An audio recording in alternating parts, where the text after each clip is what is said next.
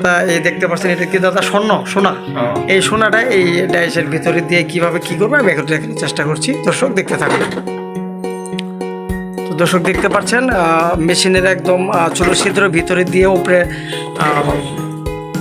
ডাইসের মেশিনটা এইভাবে লাড়াচ্ছে আর ডাইসগুলো সাইজ হয়ে যাচ্ছে আর নিচ দিয়ে এই নিচের অ্যাঙ্গেল দিয়ে এই বক্সের ভিতরে এই বাড়িতে ডাইসগুলো পড়ে।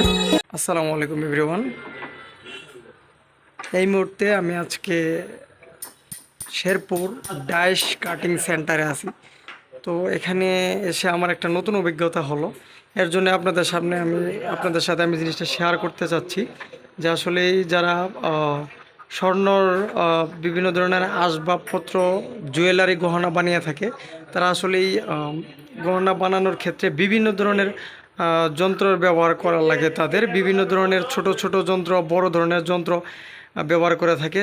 তার মধ্যে একটি যন্ত্র নাম হচ্ছে ডাইস। এই ডাইসের মাধ্যমে বিভিন্ন ধরনের স্বর্ণ গহনা এগুলা কাটিং, তারপরে হচ্ছে ডিজাইন, এগুলো সুন্দর করার জন্য ক্ষুদ্র ক্ষুদ্র ছোট ছোট ডাইস ব্যবহার করে। তো এখানে যে আসলে এই ডাইসের নাম্বারগুলো দেখতে পাচ্ছেন, এই ডাইসের জায়গার নাম হচ্ছে বৃন্দাবন ডাইস কাটিং সেন্টার, মোল্লা শপিং সেন্টার, নয়ানী বাজার, শেরপুর। তো যারা আসলেই দেখেননি তাদের আজকে দেখাচ্ছি।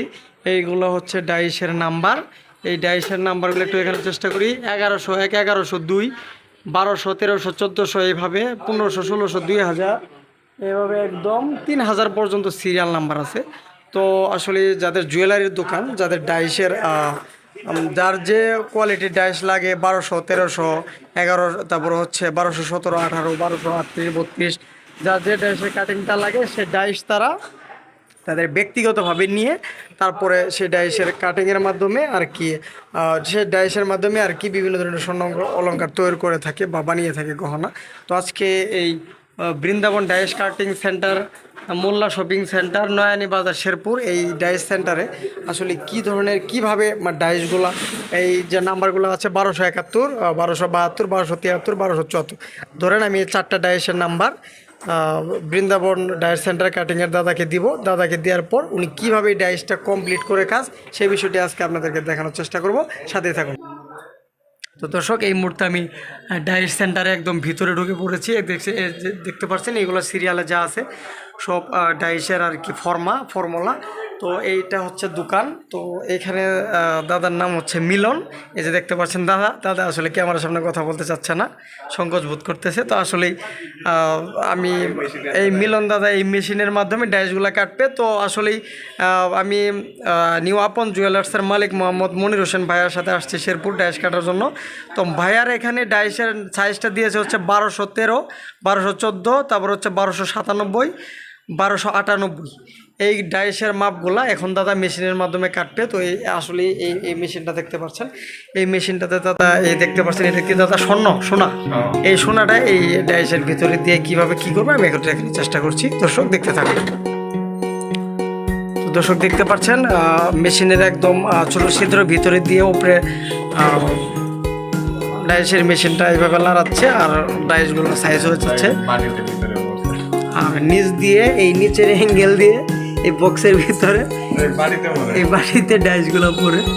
তো আসলেই যারা আসলেই স্বর্ণের কাজ করে জুয়েলারির দোকান, তারা আপনারা যারা স্বর্ণ অলংকার বিভিন্ন ধরনের রূপা গহনা যাই কিছু বানান না কেন, যাই কিছু অর্ডার করেন না কেন, এটা আসলে কত একটা কঠিন ব্যাপার, কত কঠিন করে যে একজন স্বর্ণের দোকানের মালিক এই কাজগুলা স্বয়ং সম্পূর্ণ করে আপনাদের সৌন্দর্য করে আপনাদের মনের আবেগ বিবেক এইগুলা আসলে ভালো রাখে।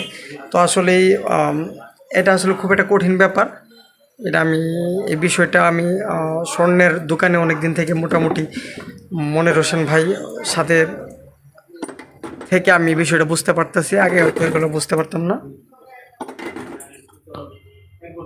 আর অক্লান্ত পরিশ্রমের মাধ্যমে এই কাজগুলো করে থাকি, বিভিন্ন জায়গায় যেতে হয়। যেমন আজকে ডাইসের জন্য শেরপুর আসতে হয়েছে আমাদের। এই যে দেখতে পাচ্ছেন ডাইসের মেশিন, এই মেশিনটা এইভাবে ঘোরানোর পরে ছিদ্র ভিতরে দেওয়ার পর এই যে দেখতে পাচ্ছেন এই যে বলের ভিতরে ডাইসগুলো বসছে। এই ডাইসগুলো দিয়ে আপনাদের বিভিন্ন গহনা, বিভিন্ন চুড়ি, বালা, নাকের ফুল, কানের দুল, এইগুলা আর কি সুন্দরভাবে সাজানো হবে, ডিজাইন করা হবে।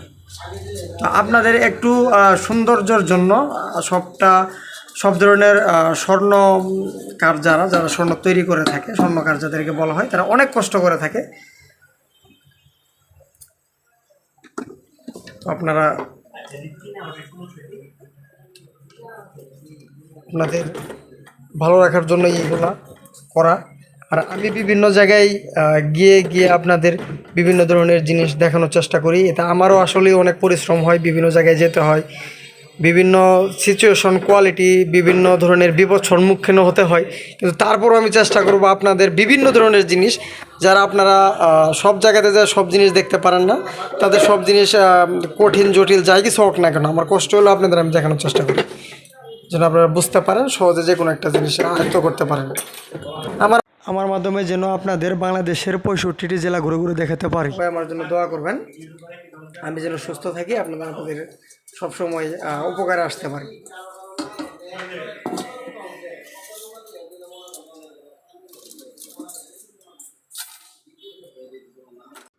তো দর্শক দেখতে পাচ্ছেন, দাদা কিন্তু একজন অভিজ্ঞ ডাইস কাটিং মাস্টার, সেটা তার কাজের ধরন দেখেই বোঝা যাচ্ছে। উনি আসলে একজন অভিজ্ঞ ডাইস কাটিং মাস্টার। ওনার কাজের স্পিড, কোয়ালিটি অনেক ভালো, অনেক সুন্দর। দেখতে পাচ্ছেন কি নিখুঁতভাবে, কি সুন্দরভাবে কাজগুলো করতেছে। তো আপনারা যারা ডাইস কাটিং দিতে চান অবশ্যই চলে আসবেন বৃন্দাবন ডাইস কাটিং সেন্টারে। তো এখানে ডাইসের মাপ দেওয়া ছিল 1213 25 পিস, 1214 25 পিস, 1297 35 পিস, 1298 35 পিস। তো আজকের ভিডিওটি আর দর্শক সামনে বাড়াতে চাচ্ছি না, এই পর্যন্তই শেষ করে দেব।